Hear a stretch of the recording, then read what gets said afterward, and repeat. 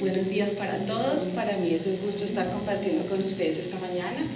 Muchísimas gracias a la Fundación FES y a la Secretaría que me invitó a compartir con ustedes este rato, que es un rato para charlar con ustedes y hablar acerca de unas ideas importantes que he ido construyendo a lo largo de mi experiencia pues, como maestra y como investigadora en relación con la importancia de todos los actos didácticos en la innovación escolar y especialmente en la investigación en el aula. Yo sé que ustedes están en un ejercicio de inicio como docentes del distrito, ¿sí es cierto? Bueno, inicio como ok, o sea que no llevan más de 5 años en el distrito.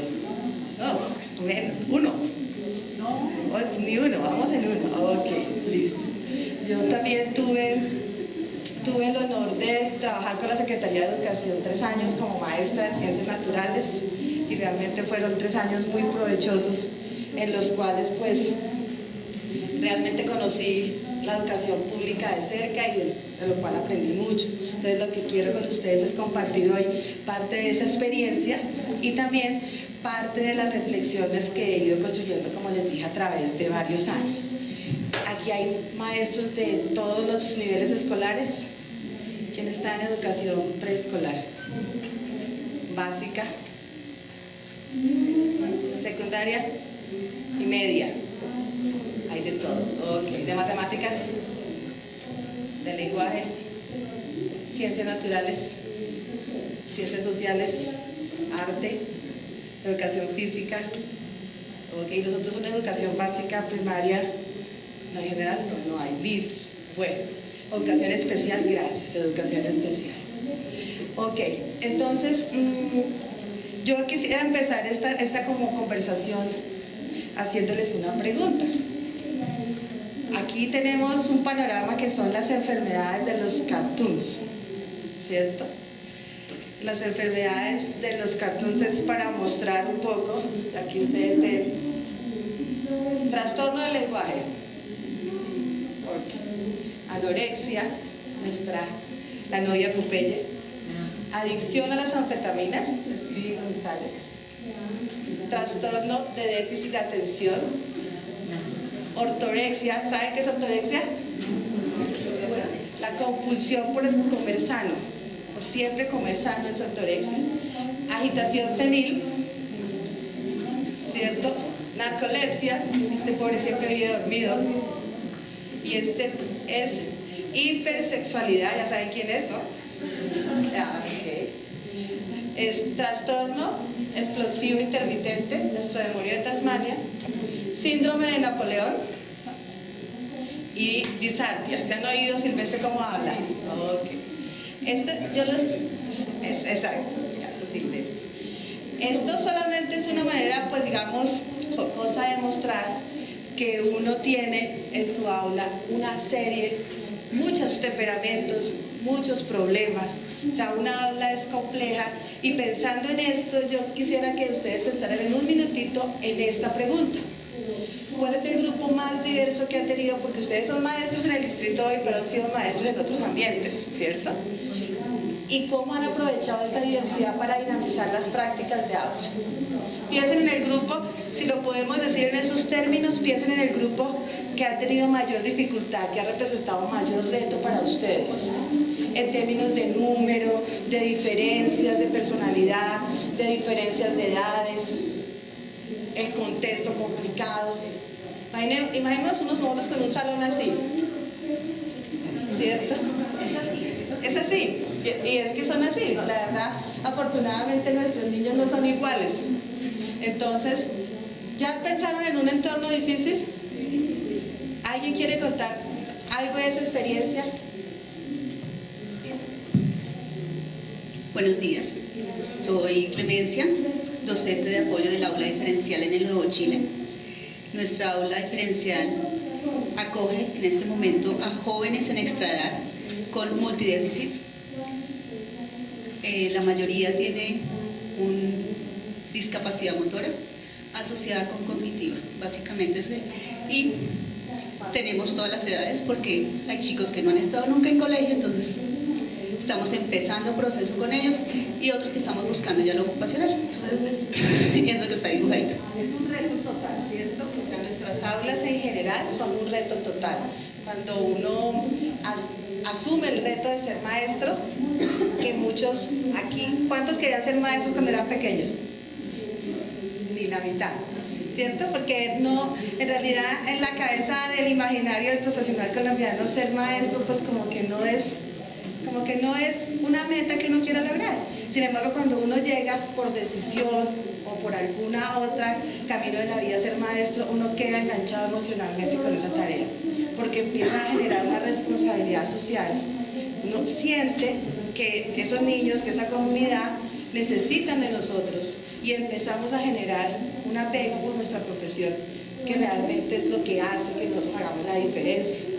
Si nosotros pensamos que este es nuestro ambiente, ¿cierto? Nuestro ambiente escolar, y unidos a las nuevas tecnologías, unidos a los cambios curriculares, la labor de un maestro es bien compleja, ¿cierto? Entonces, uno como maestro no solo enseña. Ustedes saben que, por ejemplo, en la educación superior, la función de la educación superior es la docencia, ¿cierto?, la responsabilidad social y la investigación. Ese límite no está tan claro en la educación básica y media, pero la verdad es que uno gasta mucho tiempo enseñando, por decirlo de alguna manera. Todo el tiempo, y más cuando uno trabaja en unas jornadas que son realmente cortas, el tiempo de una institución se va estando con los niños la mayor parte del tiempo, y el tiempo que queda, que es poco, haciendo labores administrativas, de planeación, de papeles. Entonces, esta tarea, que es la que yo tengo aquí como la investigación no nos queda mucho tiempo, ¿cierto? ¿Por qué no nos queda mucho tiempo? Porque estamos gastando bastantes de nuestras horas, que es nuestra función, en la enseñanza. Aquí yo quisiera que miráramos este cuadro. Qué pena que lo tengo en inglés, pero esto está tomándome el pelo, ahora sí. Este cuadrito muestra la tendencia que hay en las instituciones educativas o en los ambientes donde hay que hacer cambios. Uno, ¿para qué investiga? Si tenemos este espacio, ¿cómo hago yo para generar buenas estrategias pedagógicas y didácticas para darle respuesta a esto? Sí, investigando. Y uno cuando investiga, haciendo. Uno cuando investiga, ¿qué hace? A partir de la necesidad que vea justamente. Eso. ¿Y cómo identifico las necesidades?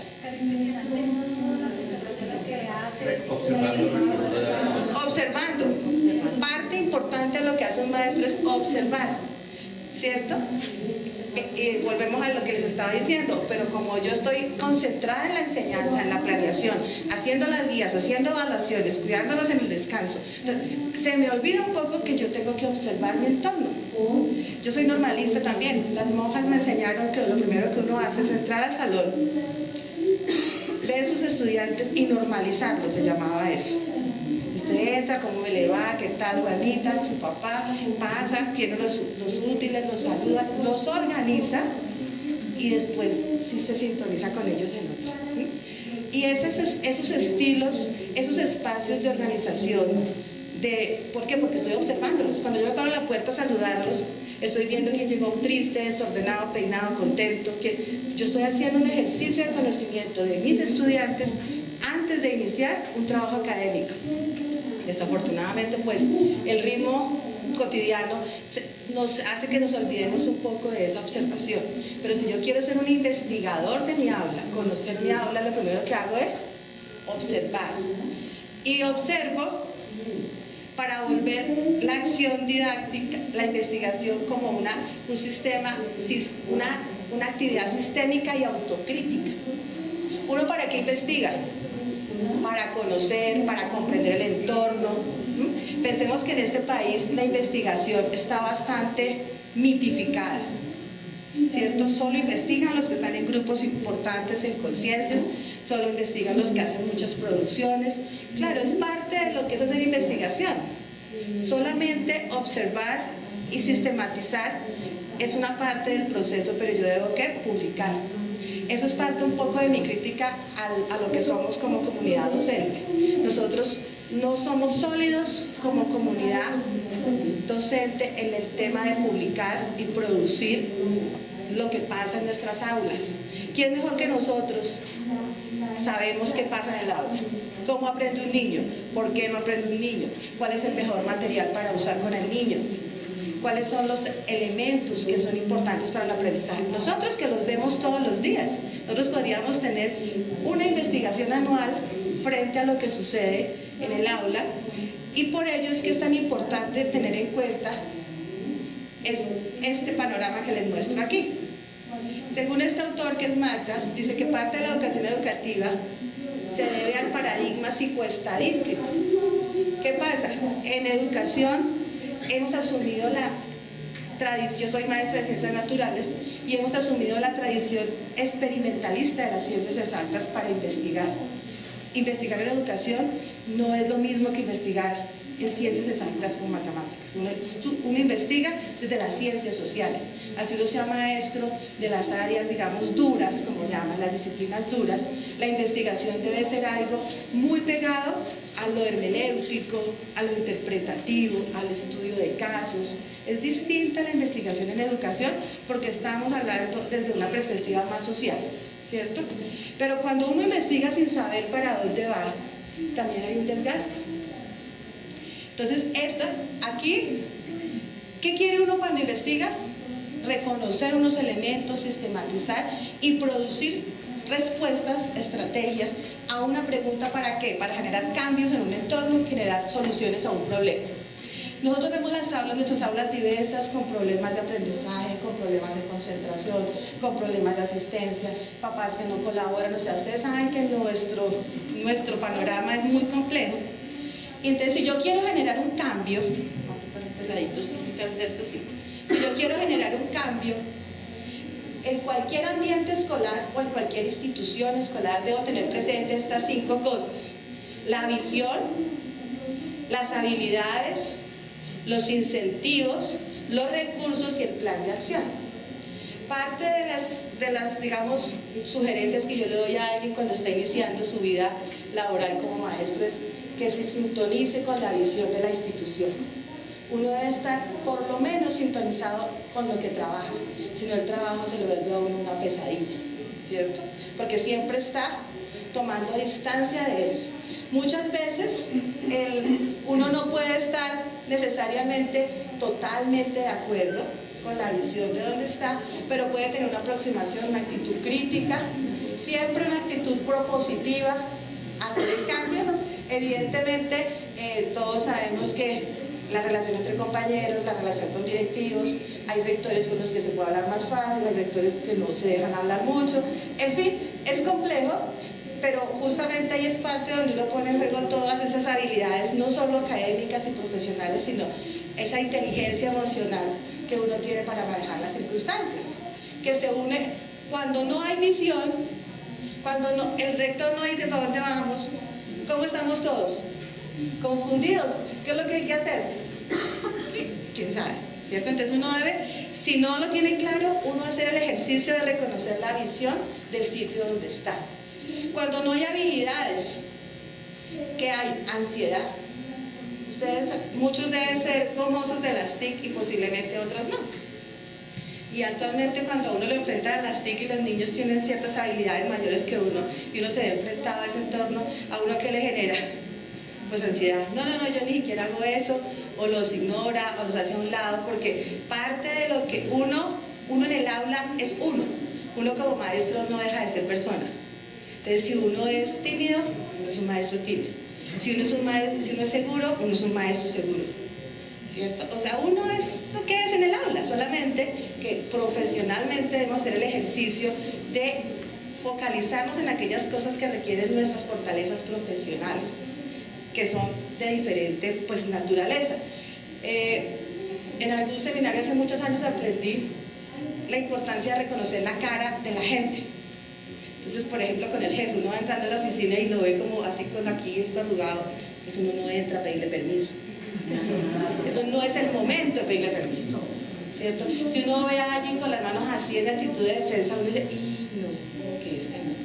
Si uno ve a alguien con los hombros caídos, este está como achantado, venga yo me acerco y le digo. Parte importante de las habilidades de uno como maestro es reconocer eso en el entorno, porque los niños están esperando que uno los lea, y no solo los lea desde lo cognitivo, sino los lea desde lo emocional, desde lo social. Entonces, estas habilidades son importantes. Algo que reclamamos los maestros siempre es incentivos. Uno siempre quiere sentirse reconocido. ¿A quién no le gusta decirle lo hizo bien? Usted por ahí es, bien, profe.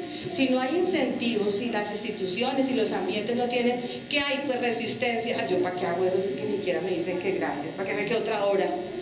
Sí, igual cuando pido permiso nadie me lo da. Entonces, generar un ambiente, y esto se aplica, piensen en la institución, pero piensen en su salón. Si uno hace eso mismo con los niños, no les dice, bueno niños, lo que vamos a hacer, así no se lo digan esas palabras, si uno no los ubica, si no les desarrolla sus habilidades, si no les da incentivos, los niños empiezan a crear resistencia. Finalmente, pues aquí tenemos los recursos. Sin recursos, ¿qué hay? Frustración. Pero, y los maestros adolecemos mucho de la queja constante de que no hay recursos físicos, y tienen toda la razón. Aulas pequeñas, aulas sin las condiciones de infraestructura, sin buenos recursos y ayudas audiovisuales son importantes, pero pueden tener aulas perfectas, pero si no usamos recursos didácticos, que es de lo que vamos a hablar ahora, tampoco nos sirve. La pregunta es un recurso didáctico, el error es un recurso didáctico, la charlada con los niños, ¿sí? Uno a veces, pues por la cantidad de niños, yo entiendo, cuando tiene 45 niños no puede hacer ejercicios uno a uno, ni puede hacer una focalización de actividades, pero sí puede generar una serie de recursos diferentes.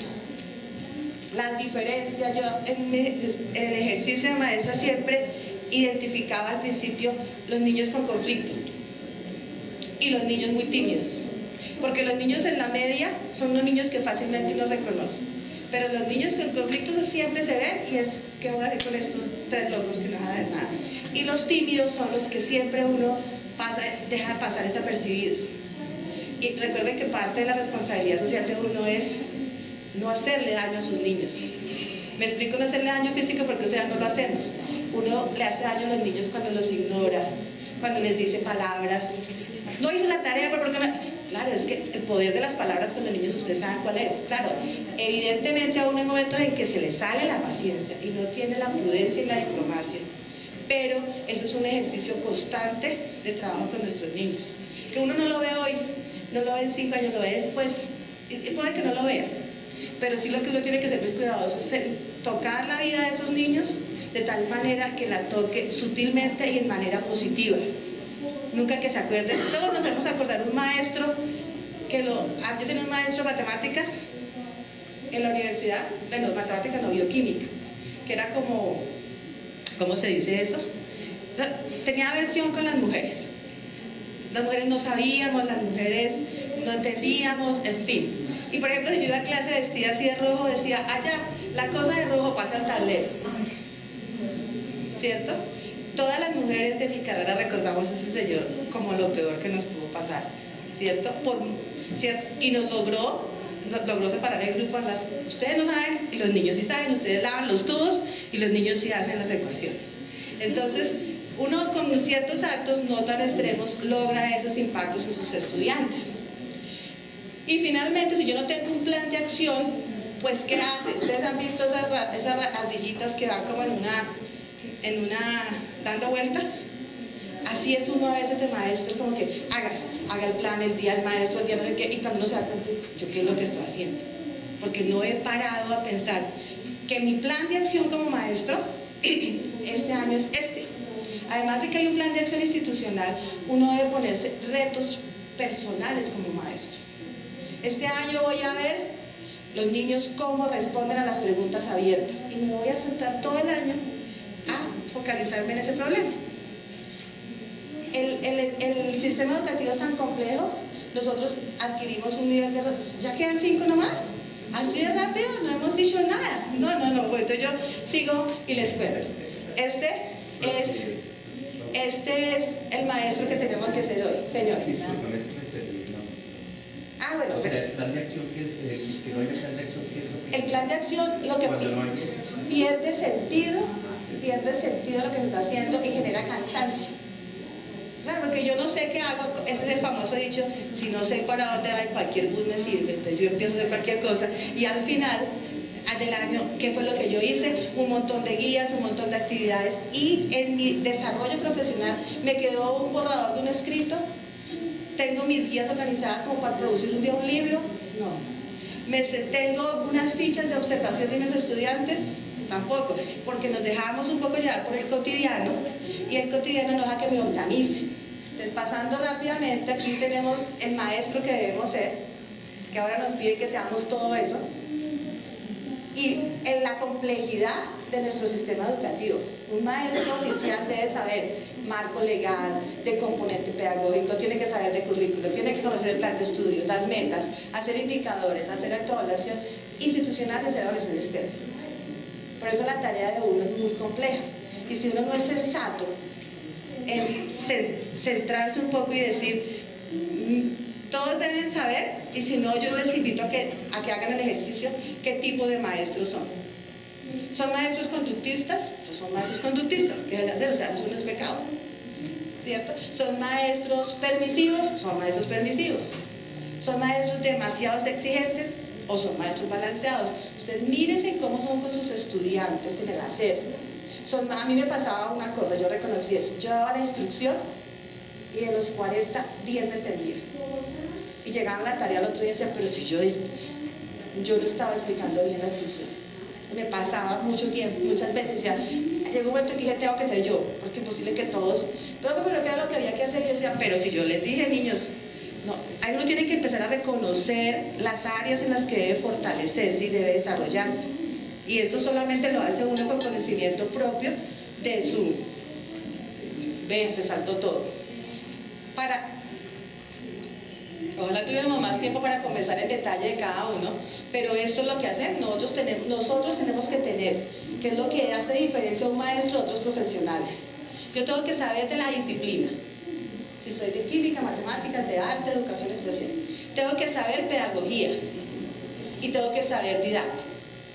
Alguien me decía, ¿qué diferencia hay entre usted y un biólogo? Le digo que el biólogo se sabe todas las ciencias naturales, pero yo sé cómo enseñar las ciencias naturales. Yo le hago transformación. Los pobres niños, números cuánticos y orbitales, ¿qué tal yo pensando como bioquímica profesional? Tengo que volver eso un contenido enseñable para mis niños. Por eso es que yo tengo que saber de didáctica, ¿cierto? Entonces, en esa relación que construimos con los niños todo el tiempo, es lo que llamamos hoy contemporáneamente el acto didáctico. ¿Quiénes estamos? Los maestros, los estudiantes, lo que nos permite comunicarnos, ¿cierto? Toda la complejidad del plan de estudios está construida sobre una teoría comunicativa. Y la integración del saber. O sea, ¿quién media entre el niño y yo? El conocimiento. Y yo lo que quiero es que cada vez ese niño esté más lejos del conocimiento común y cuando yo le diga que esté hablándole del ciclo del agua, el niño no saque una vela y la ponga a la mitad del patio y me diga, es que así va a dejar de llover porque mi abuelita dice eso. Si yo soy maestra de ciencia, le tengo que decir, científicamente eso no tiene ninguna validez y yo necesito que mi niño construya explicaciones más consistentes con la ciencia que eso. Él puede tener sus creencias y son respetables, pero este conocimiento sólido es el que yo necesito construir con ellos. En ese sentido, por eso es que es tan importante que ustedes desde sus áreas reflexionen en la importancia de cómo la didáctica. ¿Qué es la didáctica? La didáctica hace 60 años era qué recursos tenía. Tengo videoí, tengo una cartelerita, era metodología. La didáctica hoy es algo mucho más complejo. La didáctica es el acto de enseñar, ¿cierto? ¿Cómo hago para enseñar mejor? Olvídense de que los niños aprendan en este momento. Es cómo soy mejor maestro. Y lo que nos dice la didáctica hoy es, me tengo que centrar en la interculturalidad, no son iguales, menos en este país, que somos 43.000 escuelas, 23 lenguas, sin currículo único, autonomía total. Imaginen uno para no pensar en la diversidad, ¿cierto? Es el único país en Latinoamérica que no tiene currículo único. Y nosotros tenemos esa ventaja, pero es una desventaja también. Cuando los demás países tienen que presentar pruebas, pues todos ven lo mismo. Al mismo tiempo, son homogéneos, para bien y para mal. Nosotros, por autonomía, por ley 115, somos heteros, ¿cierto? diversos, pero cuando uno reclama diversidad, construye diversidad. Si yo quiero ser diferente, tengo que poder construir mi fe. Pero entonces luego empezamos un poco a botarnos la pelota. No es que es el rector, no es que el gobierno me diga cómo, no, yo no voy a decir cómo porque no hay autonomía curricular, pero yo también tengo, o sea, esto es complejo y hay que tener en cuenta la interculturalidad, la incertidumbre, ya les digo qué es eso, y la inmediatez locales. Yo preparo mis espacios de enseñanza de acuerdo a las necesidades locales. Por eso somos diversos, ¿sí? Mis niños no todos son iguales, no todos los años son los mismos niños. Y la incertidumbre, y es, yo no enseño para decirle a los niños que las cosas son así, y punto. No es que estamos cambiando, que la ciencia se construye todos los días, que si al niño le enseño que las cosas son de una sola manera, los vuelvo dogmáticos, y no va a tener niños críticos, niños con posiciones en la vida, va a tener solo niños obedientes, no más. Y cuando ustedes comparan el sector privado con el sector oficial, es donde se nota más. Los niños del sector oficial son más obedientes, porque los enseñamos a responder más conductistas. Los niños del sector privado son más contestatarios. ¿Y por qué eso? ¿Y yo no hago? ¿Y para qué pasó? Entonces empiezan a generar una manera de respuesta distinta y nosotros debemos darle a nuestros niños esa nueva percepción. Para compartir con ustedes rápidamente, estas son, digamos, las preguntas que yo quisiera como que ustedes las tuvieran en la mira y después tengan tiempo de pensar en su acción de investigación en el aula, ¿cierto? Alguien usaba un término y es que la educación en Colombia parece un arbolito de Navidad, es que todo lo ponemos a la educación. Hay un alto número de adolescentes embarazadas, un proyecto educativo para las mamás. Hay problemas de ciudadanía, un proyecto, ¿cierto? Claro, eso es sobrecargar el sistema. Igual nos pasa a nosotros como maestros. Nosotros no vamos a solucionar la vida a los 200, no vamos a poder entrar en sintonía con los 200 papás, a las papás que no se dejan sintonizar, ¿cierto? No vamos a poder abordar todos los problemas, pero sí lo que podemos hacer es focalizar pequeños puntos de acción y de reflexión, porque cuando yo focalizo un punto, estoy viendo también cómo actúo frente a este punto, y en eso tenemos que pensar. Esas son las 5 preguntas fundamentales de la didáctica. ¿Qué enseño? Que es la más difícil. Quitar de la cabeza de un maestro que yo lo que enseño no son temas, es muy complicado porque llevamos una tradición temática de décadas. Entonces les voy a dar el ejemplo que yo siempre pongo conmigo. Yo enseñaba química en 11. ¿Qué se ve en química en 11? Alcoholes, fenoles, éteros, tal, todo ese chorrero, ¿sí? De química orgánica. Y yo nunca alcanzaba el programa y los niños solo repetían obtención industrial del alcohol, obtención, y yo dije, pero yo algo estoy haciendo aquí mal. Y lo que hice fue un currículo de 6 meses de solo hablar del carbono. Los primeros 6 meses hablé cómo es el carbono, cómo se degrada el carbono, cómo se rompen los enlaces del carbono. Y dije, no va a ser nada más temas tradicionales. A ver si en la segunda parte del año logro que ellos entiendan cómo funcionan las reacciones. Y me di la pela y efectivamente funcionó. Descargué mi currículo de los temas, dije, no más temas, les voy a enseñar a que vean los conceptos fundamentales. ¿Sí? No en la lista de temas, seres vivos, adaptación, no. Uno tiene que pensar como maestro y tiene que tener la capacidad de decir qué realmente es importante y en donde no les satura el disco a los niños de tanto dato, sino de lo fundamental. Para eso tengo que saber de un conocimiento disciplinar. ¿Qué? ¿Con qué? Pues son todos los recursos. Hoy muchos recursos son las TIC, que es valioso, lo que hay es que integrarlas con un sentido muy pedagógico, porque lo que se comprobó hace unos 5 o 6 años en un estudio es que las TIC están reforzando los modelos clásicos de enseñanza. Entonces, siéntate ahí, ahora no me oyes a mí, sino ves el video, pero en términos de comunicación está haciendo lo mismo, solamente su merced oiga y repita. El instrumento que debe ser mediador para mejor comprensión no lo está haciendo. ¿Para qué? Que esto es fundamental. ¿Yo para qué hago todo eso? ¿Para mejorar las pruebas saber? No es lo único. Para mejorar las pruebas saber, sí, porque es un pedacito. ¿Para qué? Para que los niños se entiendan, para que la plataforma cognitiva de los niños sea cada vez más robusta, para que tomen buenas decisiones, para que adquieran seguridad. Hay muchas cosas para las que yo enseño. Cuando yo le enseño a un niño que observe su medio y no sea impaciente, le estoy enseñando algo vital para su vida. Hay enseñanzas que vamos a unirlas con las de más adelante, que son fundamentales. ¿Quiénes? ¿Quiénes es lo que les decía al principio? ¿Quiénes uno dice? Ah, pues los niños. Sí, pero ¿qué tipo de niños? Yo tengo que reconocer a mis estudiantes antes. ¿Y cómo? Que es mi acción docente aquí. Yo soy discursiva, entonces yo echo la carreta y los pongo, y óigame, no, yo no soy discursiva, yo lo que me siento con ellos es a trabajar 2 por 2, yo soy colaborativa.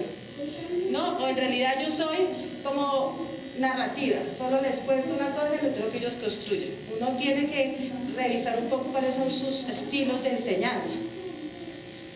Pasando rápido, para poder cerrar, está esto que es parte fundamental de lo que ustedes pueden centrar su acción de investigación, y es ¿qué enseño? Los contenidos de enseñanza. A veces yo enseño hechos y datos. La tabla periódica, carbono, C, nitrógeno. Cuando uno aprende una cosa rápida, así como rápido la aprende, así rápido, se olvida, ¿cierto? Porque es un dato. A uno no me olvida 20 de julio porque lleva años repitiendo, pero hay muchos datos. Cuando uno hace un ejercicio de enseñanza a partir de solo datos y hechos, es una enseñanza que con el transcurrir de los años se pierde, ¿cierto? Cada vez que uno enseña hechos y conceptos. Hay otras cosas que son los procedimientos. Los procedimientos tienen que ver con las habilidades. Entonces, por ejemplo, ¿qué es temperatura? Dígame lo que se le ocurre a temperatura. ¿La percepción de qué? De grado de calor. Listos. Exacto. Luego les digo, mira, este tanque de agua, y yo lo voy a poner encima un calentador. ¿Usted qué cree que le pasa al agua? ¿Se calienta o no se calienta? Cambia de estado. Cambia de estado, o sea, ¿cambia a qué? A gas. ¿Cambia de estado o cambia de temperatura? Ok, listos. ¿Por qué cambia de temperatura si el calentador está afuera y no adentro? ¿Le cambia la temperatura al tanque o al agua? Al tanque. Y si es suficiente, puede que le cambie al agua. Este juego lo puede hacer uno con los niños. En la primera pregunta que les dije era una pregunta declarativa, o sea, dígame qué es temperatura. En esta segunda, el niño está haciendo un procedimiento mental de decir, si le pongo un calentador, ¿qué le pasa? Entonces, estoy enseñando no un concepto, sino un procedimiento. Y eso es algo que uno debería cada vez más incluir en sus aulas. Cómo enseñar procedimientos mentales, procedimientos experimentales. Porque lo que uno típicamente hace es preguntar datos y hechos, que no es que no los debamos enseñar, pero no debe ser lo prioritario en un currículo. Y finalmente tenemos las actitudes, ¿cierto? Que las actitudes son que comprender todas las relaciones interpersonales que hay en un aula. Uno enseña a tener actitudes de respeto. Nosotros somos como cultura bastante desordenados en el momento de vivir en comunidad, ¿cierto? Y eso lo aprendemos en la escuela. O sea, a mí me quedaron leyendo el trabajo en grupo. Yo aprendí a trabajar en compañía, pero no en grupo. En grupo es que la profe me dice un argumento y yo le estoy poniendo atención y le voy a contraargumentar y construimos juntas. No va a llevar la contraria o no va a decir lo que me parece, sino realmente escucharla. Eso no lo hacemos. Esas actitudes son actitudes de aula. Entonces, cuando ustedes hagan un ejercicio de su planeación para decir, yo este año quisiera aprender cuáles son las preguntas que a los niños más se les dificulta responder, ustedes pueden llevar un portafolio, un diario de campo, pueden grabarse, que es lo mejor que puede uno hacer de maestro, grabarse y después oírse, a uno le da una pena terrible, porque si yo dije todo eso, yo me muevo así, se da uno cuenta, si toca a los estudiantes, dice, ay, no moleste, se regaña siempre al mismo. Intenten grabarse, que es un ejercicio buenísimo, y uno después se da cuenta realmente cómo es. No se lo muestro a nadie porque eso da pena, pero bueno. Entonces, a lo que hay que apuntar un poco es que la didáctica, que es todo lo que hacemos para mejorar nuestra enseñanza, estudia las formas y procedimientos más adecuados para lograr que la acción docente se ajuste a modelos educativos, que es lo otro. Nosotros tenemos mucha teoría como maestros, entonces nos preguntan, no sabemos el modelo de Freyner, el aprendizaje significativo, el aprender haciendo, por descubrimiento. La teoría no la sabemos, pero cuando la tenemos que enganchar con la práctica, es que ni siquiera sé qué, por eso les digo, ni siquiera sé qué tipo de maestro soy. Yo que uso aprendizaje por descubrimiento, aprendizaje por indagación, mis evaluaciones, que yo hacía un ejercicio con mi compañero de física y le decía, léame mis previas, ¿se entienden? Si usted las entiende, los niños pueden que las entiendan. Nunca, o intentaba nunca, hacer las previas sin que alguien las leyera antes, para poder tener un punto de comparación. Y la didáctica tiene un componente metodológico, ¿cierto? Pero va más allá de lo metodológico, y es de lo reflexivo, y es por qué hago las cosas. En esa medida el profesor tiene, ustedes, nosotros tenemos, en esa pequeña aula, en ese ecosistema, tenemos muchas oportunidades de investigar. Solo ahí es que como cuando ustedes hicieron tesis, que les decía a su director, no, pero que baje la pregunta, que eso está muy grande, que focalice el tema, ¿cierto? Es exactamente en el aula. No pueden investigar todo, tienen que escoger unos elementos de investigación, hacer una pequeña planeación y ser juiciosos y sistemáticos con eso. Seguro que si ustedes en 1 o en 2 o en 3 años, yo he escrito 12 libros de texto para niños de ciencias, que fueron el producto de los años en que yo guardaba mis apuntes. Y mira, y después dije, oiga, venga, yo esto lo pongo en un librito y voy haciendo. No fue inmediato, eso requiere tiempo, eso requiere disciplina, requiere paciencia y sobre todo requiere que uno se concentre y se dé cuenta que la actividad de desarrollo profesional depende de uno mucho. Si uno puede culpar al sistema, claro que sí, el sistema tiene culpa, pero la responsabilidad de qué tan buen docente soy yo es mía. ¿Sí? Porque ustedes saben que pueden haber decretos, normas, pero ustedes entran al salón, cierran la puerta y es uno con sus niños. Lo haga bien, lo haga mal. Nadie está, a menos que haya una observación, pero uno genera una relación con ellos. Entonces la invitación es que a ustedes que están iniciando en este espacio que es tan comprometido socialmente, como es la educación pública del país, hagan un poquito el ejercicio de no ser muy románticos. No van a salvarlos a todos, no van a solucionar el problema de todos, porque uno dice, es que el papá todo eso es cierto, pero si yo solo pienso en todos esos factores negativos y no, yo me concentraba en uno. Este año voy a poner atención a Paula, y Paula es mi reto este año, y la acompañaba, si podía con más de uno lo hacía. Entonces centren un poco de la atención en eso, y ni tan románticos ni tan pragmáticos, ¿cierto? Que es como un poquito muy dejados de lo sistemático. ¿Para qué? Pues para que logren tener al finalizar de cualquier año escolar unos aprendizajes valiosos para ustedes. En una aula no solo aprenden ellos, aprende uno, que es parte importante de la construcción, pues digamos, en equipo.